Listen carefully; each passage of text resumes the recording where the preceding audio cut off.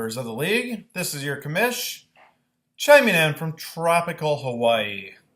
Not really, but this is where I would rather be instead of this snow-ridden state of Michigan. I'm kind of over it, even though this is Chicago weather. I'm interested in that.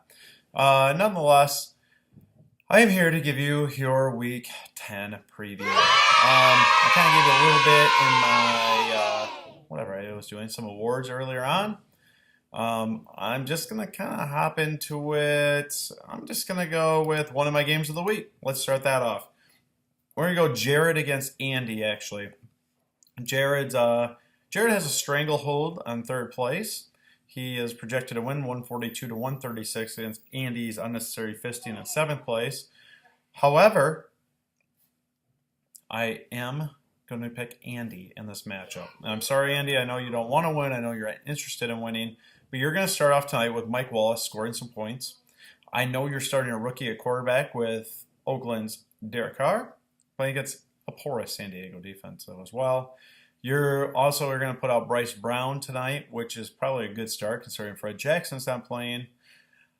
And, you're going to overcome all those objections, or excuse me, not the beginning objections, because you have Vincent Jackson going against Washington. You have Cobb going against Philly. I think Olsen's going to have another great game against Atlanta. Jared, the reason why I'm not picking you is strictly because of injuries. Barry Marshall will play. He is questionable. He might be slowed down. Delaney Walker, he is out. McKinnon showed up today as questionable.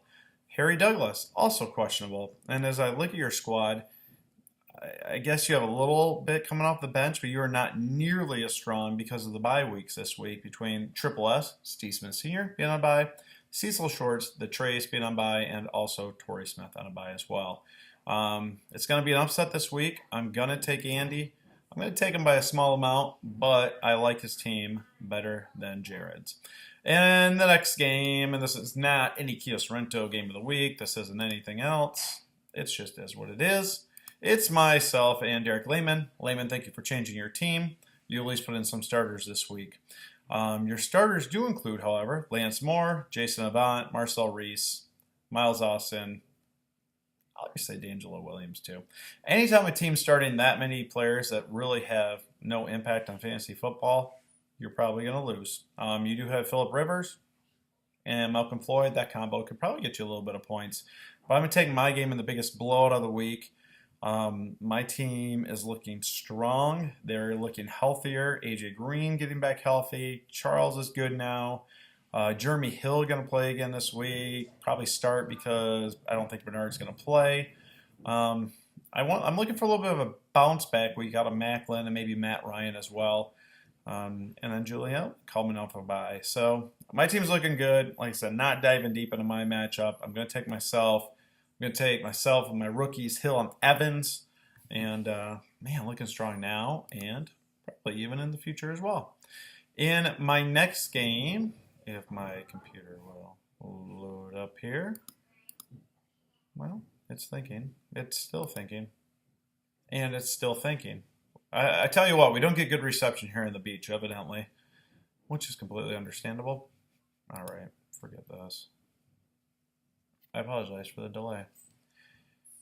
My next matchup, I'm going to call it the rivalry matchup of the week. Again, even though I don't think it's a huge rivalry because really Roger hasn't done anything all year long, but I have to pick somebody.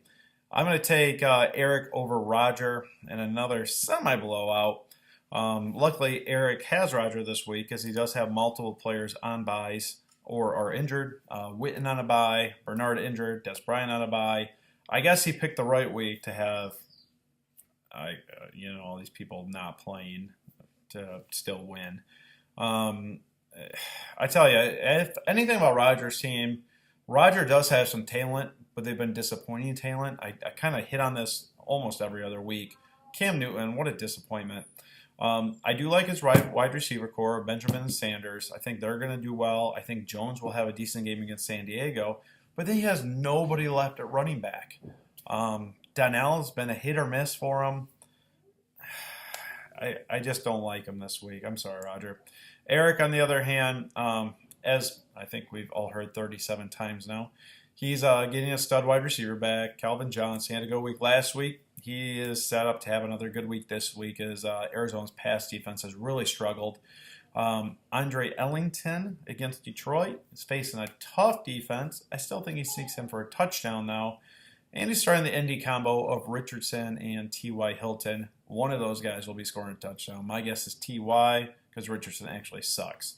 However, the two people that will really lead this team, Peyton Manning, every week does it, and Jordy Nelson, again, against that Philadelphia defense that is just absolutely horrible.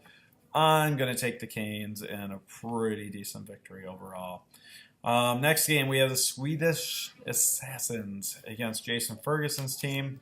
I know Fergie's up to play this year and everything. He's looking to play. He wants to get involved. My mouse just went out. There we go. However, I think Doug's going to be victorious this week. He got all his people off his buys the last few weeks. He's getting them semi-healthy, even though Foster just came down with an injury today. The only thing is Ferguson does not have enough firepower to come out victorious. He started Mark Sanchez, had a great week last year. If Marshawn Lynch puts up another 4 touchdowns, maybe he has a shot, but I don't think he will. Stewart, again, is a starter in Carolina, but has never really lived up to expectations. Watkins is going to try to start strong for him tonight. However, that groin injury has really kind of held him back last week, and I think it will a little bit this week. Going back to Doug's team, Crabtree, been extremely disappointed. Perhaps the most overrated player so far this year. Eddie Lacy finally did break through, and then his combination of Gronk and Graham are the best of the tight ends out of the market right now. So, yeah, I'm going to take Doug in a pretty big landslide. I don't even think this one's going to be close. Doug with a victory. It's moving up to 9-2. Hope he's ready for his game coming up against Eric. In the rivalry matchup, that was going to be the rivalry matchup, but then Derek pretty much gave up, so just to help out his buddy matchup. Scott, go in the toilet, bud. Well, that's great. Scott against Derek. Scott will be victorious. He's going to blow him out at least 50 points. He's projected to win by 50. I think he does win at least by 50. The only thing that Norberta has going for him is he has the West and Sims combo that I think are both going to get a lot of carries this week. Stafford may have a decent game, but otherwise his team's worthless. He's starting to kick around on a bye as of right now. Actually, is that a penalty? Is that a penalty I hear? Hold on. No. He has Sean Sweezum. Everyone take note of this. Everyone's heard it. He should probably put Sean Sweezum in, or else we'll count this as throwing the game, Norberta. Kind of like the Eric matchup that I talked about a little bit ago. This is very similar. There's not really going to be a chance that happens in this game for Norberta. Scott's team, just top to bottom, is looking extremely strong. Drew Brees is playing a Cincinnati defense that has not been great. I think they're last in rushing defense. They're decent in passing, but I mean it's just a mess over there right now in Cincy with their injuries. So I look for him to have a good game. McCoy still hasn't been the player he has been previously, but I think he does decent against Green Bay. Okay, just 1 second. And I got to do that quickly in a minute. But anyways, Keenan Allen, I think it's a TD, and he started as Jordan Matthews' pick. So we got McCoy and Matthews starting this week. It'll be interesting to see how Philly does. And the MVP of the wide receiver so far, Antonio Brown, against the poorest Tennessee defense. So it's going to have a good week. Easily picking Scott. That's not even a close matchup for me whatsoever.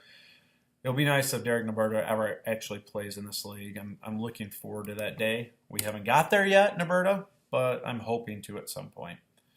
And in my last pick, again, if my stinking computer ever loads. Man, Hawaii's just ripping me apart. Oh! In my other game of the week matchup. This is actually a really big game for both people. Samuels against Derek Mostrom. Mike Samuels, if he gets this victory, because I think Jason's going to lose, will have a good stranglehold in first place. Not to mention this will be his 4th straight win overall. Derek looking to stay in the playoff hunt. If he gets the win, he's only a game behind Mike Samuels and really starts controlling his own destiny. Because if he beats Samuels and Ferguson, and Samuels loses one other game, which he probably will, he's right in the driver's seat. So huge matchup. I'm going to go a little bit more step by step with this, even though my son's struggling right now with going to the bathroom. Rodgers and Cutler. I'm going to give the edge to Rodgers. He's played much better. That's going to Mike Samuels. He's playing against Philadelphia, have a horrible defense. Cutler's playing against a decent Minnesota defense anyways. Wide receivers, Mike starting Fitzgerald, Tate, and LaFell against Derek's Bo, Bolden, and Johnson. On paper, this looks very even throughout. Once you dig in a little bit deeper to the matchups, Fitzgerald now has Stanton. I don't like him as much. Tate's going against Arizona. Again, not a great defense, so I'm going to put him as a middle ground. I think we've already seen the best of LaFell. On Derek's side, Dwayne Bowe will draw Richard Sherman. That's pretty much a stink one. Bolden against the Giants. He's going to have another great game. And Johnson against Joe Hayden. He'll be average. That's a draw. Calling it even throughout. Running back position. Samuels is starting the best one. And Mark Ingram, he has no other person even vying for carries over there. However, he's starting also Blount out of Pittsburgh, who doesn't even get carries. I'm going to give the edge to Derek because he is starting two starting running backs with McFadden and Jennings. I think they both have decent games. Tight end, Vernon Davis, Jared Cook. I never thought I'd say this. That's also even matchup.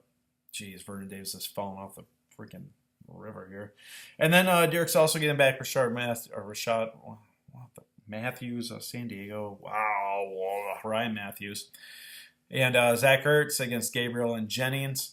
Again, I guess I'll get the very slight edge to Derek just because of the matchups. Overall, I think this is going to be the closest game. I think it's within 10 points. I know Samuels is favored, but I'm going to take Derek Moster in the win just because I really want the winner of this division to finish below 500, and that gives it the best chance to happen. So Derek for the win. I think he actually shows up for one overall. So that's your recap, guys. I got to get out here. I got to do a little bit of father stuff. We'll talk to you later, man. Bye.